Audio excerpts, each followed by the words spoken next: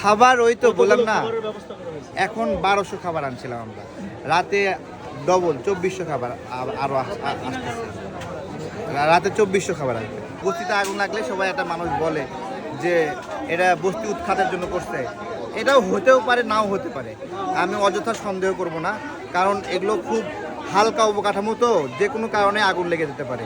আর এখানে এই ছোট ছোট ঘরের মধ্যে এখানে একটু চুলা আছে, ঠিক আছে, অনিরাপদ ব্যবস্থাপনা মিলে আগুন লাগতে পারে, ঠিক আছে। এমনি সরকারকেও আমি দোষ দিতে চাই না, মানে আপনার হলো আমি যেটা চাই এখানে সবার একটা স্থায়ী ঘর হোক, সবাই মিলে বানাবে, সরকার বানায় দেবে না, সমবায়ের মাধ্যমে সবাই 5 লাখ হোক 2 লাখ হোক 1 লাখ হোক টাকা জোগাড় করে দিয়ে দেবে, ঠিক আছে, দিয়ে নিজেদের ঘর বানাবে, এটা আমার চাওয়া। আমরা দেখলাম যে আপনার পক্ষ থেকে খাবার এখানে দেয়া হচ্ছে, আসলে খাবার ওই তো বললাম না, খাবারের ব্যবস্থা করা হয়েছে। এখন 1200 খাবার আনছিলাম আমরা, রাতে ডবল 2400 খাবার আরো আসতেছে, রাতে 2400 খাবার আসবে।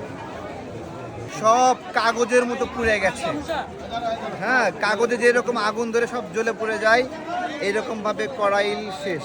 গতকালকে যখন ঘুরছিলাম টিনগুলো হাতে নিচ্ছিলাম, টিনটা এত পুড়ে গেছে, পাতলা হয়ে গেছে যে কাগজের মতো টিন ছেঁড়া যাচ্ছে। তো ওই জন্য ভাবছিলাম যে এই মানুষগুলো মানে নিজেদের ঘর গুছাবে এখন নাকি রান্না করবে, সেই চিন্তা থেকে আমরা একটু খাবারের আয়োজন করেছি।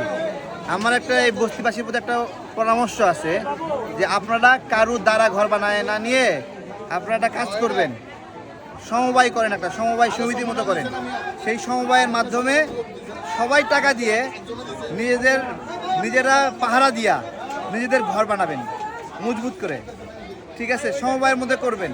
এটার মালিক আপনারা 10,000 মানুষ বা 5,000 মানুষ, এবং 5,000 মানুষের ঘর হবে এখানে, স্থায়ী ঘর, আর আগুন লাগবে না। আপনারা নিজেরা টাকা দিবেন, সরকারের টাকায় করবেন না। সরকারের টাকায় করলে বিভিন্ন নেতা এটা এসে ভাগ বসাবে, লবিং করতে হবে। 7,000 মানুষ সমবায়ের অংশ হবে, 7,000 মানুষের একটা বড় বাড়ি বানাবেন আপনারা। এই বাড়িতে অগ্নি নির্বাপন ব্যবস্থা থাকবে, পানি থাকবে, বিদ্যুৎ থাকবে, জেনারেটর থাকবে, সব থাকবে, কিন্তু এটা কাউকে দিয়ে বানায় নেবেন না, নিজেরা করবেন আপনারা।